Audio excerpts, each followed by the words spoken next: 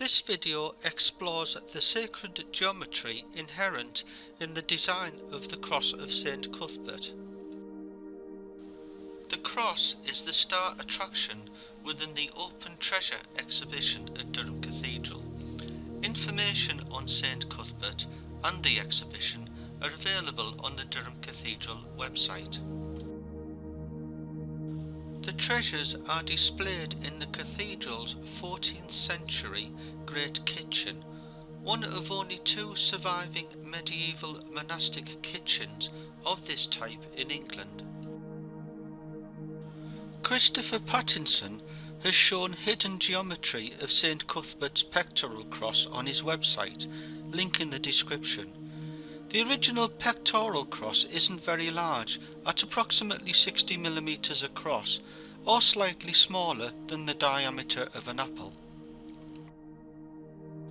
Hugh McCague provided a geometric proposal with instructions for the design for Saint Cuthbert's cross based on the design by Christopher Pattinson. My drawing of the cross is based on his design. An external diameter of 160mm for the cross, scaled up from 60mm, is the only specific dimension used in order to fit suitably on an A3 sheet of paper. The four smaller circles within the main outer circle are not required to construct the cross. A compass, pencil and straight edge are the only tools required in order to draw the design of the cross. I now show the sacred geometry of the design using basic drawing instruments. Start by drawing a horizontal centre line and mark the centre point of the line.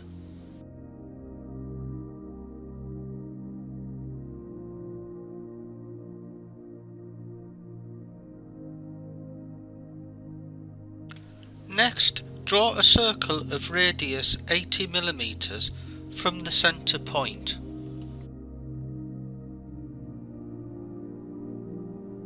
Bisect the line into 8 equal divisions of 20mm and draw vertical lines to the edge of the circle.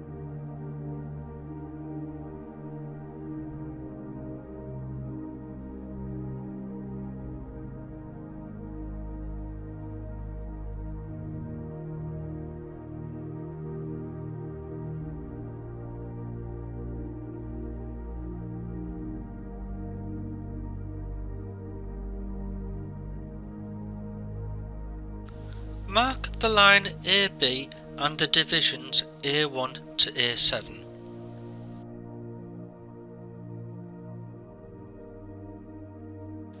Bisect division A7B and mark the centre point as B1.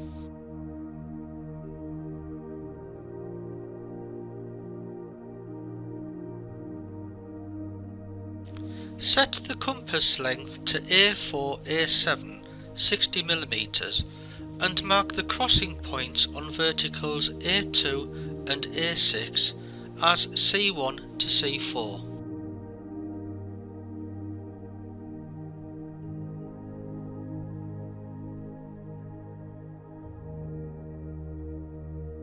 Set the compass length to A4-A6 40mm and mark the crossing points on verticals A1 and A7 as C5 to C8.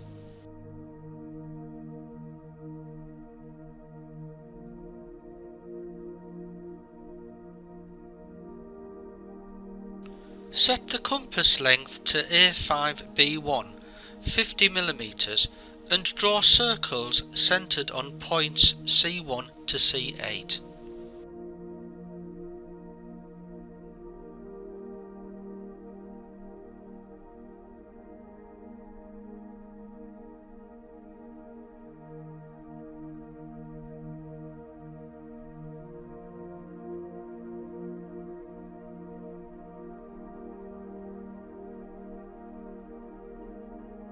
Replace compass pencil with suitable marker pen and set compass to radius AA4, 80 mm.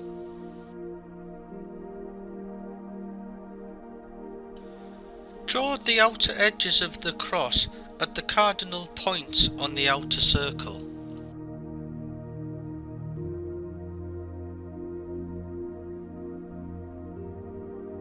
Finally, set the compass length to A5-A7, 50 mm, and complete the cross by centering the compass on all points C1 to C8.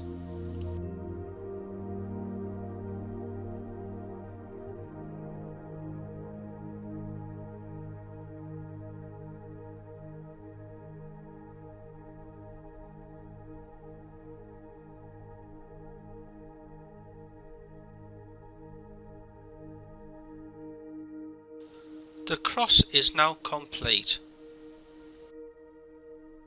It can now be shown that the geometrical drawing and an image of the real Saint Cuthbert cross closely align within reasonable tolerances. Measurements of the cross suggest that sacred geometry is evident in the design. This drawing shows that the radius of the cross and the radius of one of the circles forming an arm have a proportion of 8:5, which is part of the Fibonacci sequence. This gives a ratio of 1.6:1, which is close to the golden ratio of 1.618:1.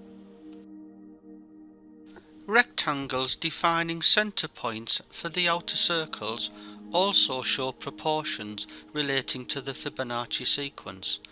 Measurements suggest a proportion of 3:2, which gives a ratio of 1.5:1. Peter Kidson, in his journal article titled A Metrological Investigation 1990, page 92 relates ratios used in medieval architecture and the crafts with the golden proportion and the Fibonacci sequence. There is a link to this article in the description. David Willem has researched the mystery of the Saint Cuthbert cross, detailed in this article and link in the description. He states that Saint Cuthbert's cross is a puzzle, a golden jewel on a hermit's emaciated cadaver, a female ornament adorning a male corpse, an Anglo-Saxon cross on an Anglo-Saxon skeleton, but which nevertheless lay undetected until the 19th century, yet also an undetected cross which might be the model for a 14th century pilgrim badge. The pieces of this puzzle do not easily fit together.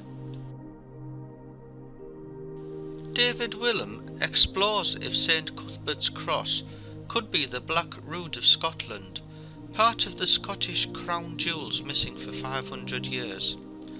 He summarises his views on the mystery of the cross in the epilogue of his book titled Saint Cuthbert's Corpse, A Life After Death. I will be presenting more examples of sacred geometry within Durham Cathedral in future uploads.